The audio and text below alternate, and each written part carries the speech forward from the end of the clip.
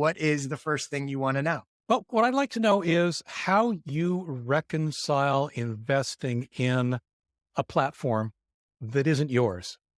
By that, I mean, there's this term digital sharecropping, where a lot of people invest a lot of time creating content and posting it on a platform that ultimately they don't own. It's somebody else's platform. When that platform goes south, think MySpace, I guess would be a really good Yeah. example.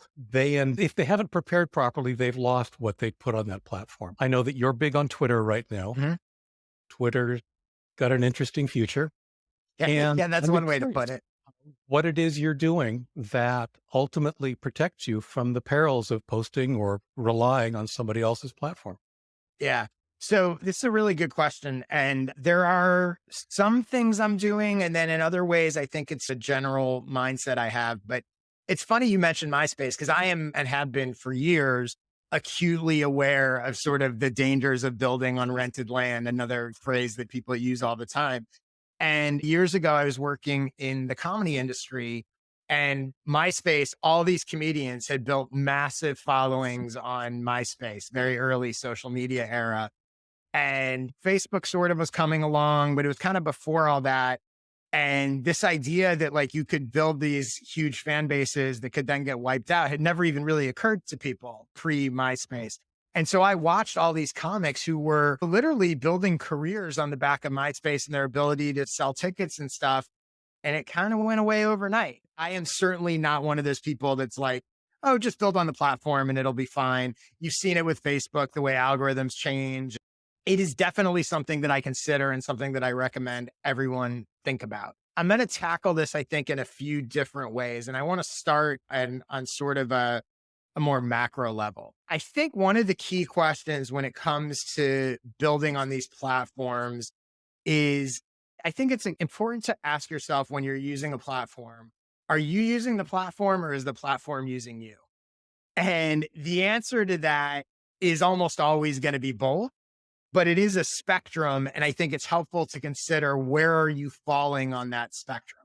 And this applies not only to the building of your audience and your connection to them, but I also think it applies to how to your business and also how you're spending your time, resources, and attention. I think it's a really helpful question to ask yourself occasionally. Like, I love Twitter, but I will occasionally ask myself, am I getting more out of Twitter or is Twitter getting more out of me? Both from an audience standpoint, but also from a time attention. Is the time I'm putting into it worth it? And for me, ultimately, and this gets to the core of your point, I never view building on a platform I don't own as the sort of hub or main goal. My main goal is never Twitter followers.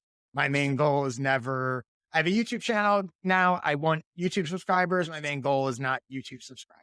My main goal is always to build my email list and newsletter. That's the hub of what I am building. So I think for me, what I recommend, that's the same approach I recommend for most people. It's really important that everything I'm doing is optimizing for that. So I'm going to use Twitter. I'm going to use YouTube. I'm going to use some of these platforms, but ultimately it's to drive into the stuff that I owned. It's not just to build the follower count on those platforms because you are vulnerable. The other thing I would say is this also extends to website. I've always had my own websites on my own domains. I might use WordPress or that kind of thing, but I would never have Substack be my website. I would never have Medium be my website. These things that I don't actually own. And yes, you can always export stuff and all of that. But to me, when it comes to website and email list, I want control and the ability to own those spaces. And that's going to be my priority. Everything else in my mind, and for me, it's Twitter and YouTube now a little bit. Everything else exists ultimately to attract people to me and drive them into my email list. That's why you'll notice if you look at my Twitter bio, it's all about driving people to subscribe to my newsletter because that's really what I want. I am using Twitter because it is a place that I can connect with people and a place that I can attract new people. But ultimately, the goal is not for them to follow me on Twitter. It's for them to come into my email list and my newsletter. Another thing is I think about this is it's really important to understand with all these platforms that even if the rug's not going to get completely pulled out from under you, like MySpace, and it's just going to disappear, these platforms are constantly changing. So it's not necessarily an all or nothing. Twitter and Elon Musk is a whole other thing, right? But am I really worried that in general, these social platforms are going to disappear overnight? Not really.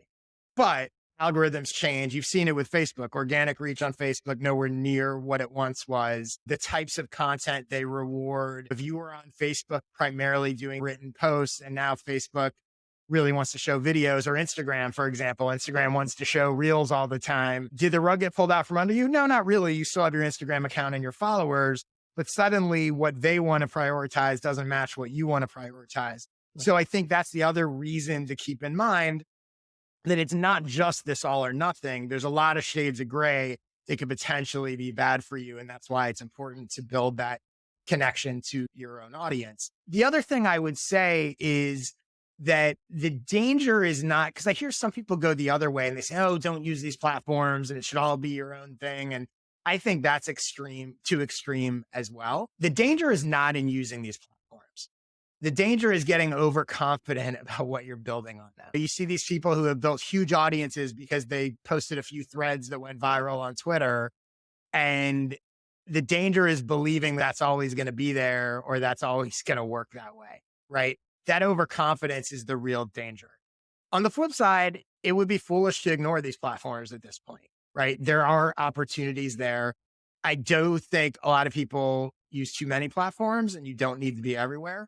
So I definitely recommend sort of focusing on a single platform, and you'll grow faster that way than you will spreading yourself too thin. But the way I think about it to sum this all up is I'm not building on rented land. I'm handing out invitations on rented land for people to come hang out on land that I own. That's what I'm doing. That's what I'm doing on Twitter. That's where people are. So I'm going there. And my hope is to meet and connect with people and say, have some of them come back over to my place. So does that make sense? I'm curious. You've obviously been around and seen a lot of this for years as well. How do you think about the sort of dangers of being platform dependent? The approach you're taking it makes total sense. And ultimately, it's something very similar to what I've been doing, although in a different space, right? Mm-hmm. Ask Leo started out primarily as an SEO play. Mm-hmm. People search for questions, answers to their questions, and I would show up in the results. But just like Facebook or Instagram or whomever changes their algorithms, well, Google's been changing their search algorithm years, right?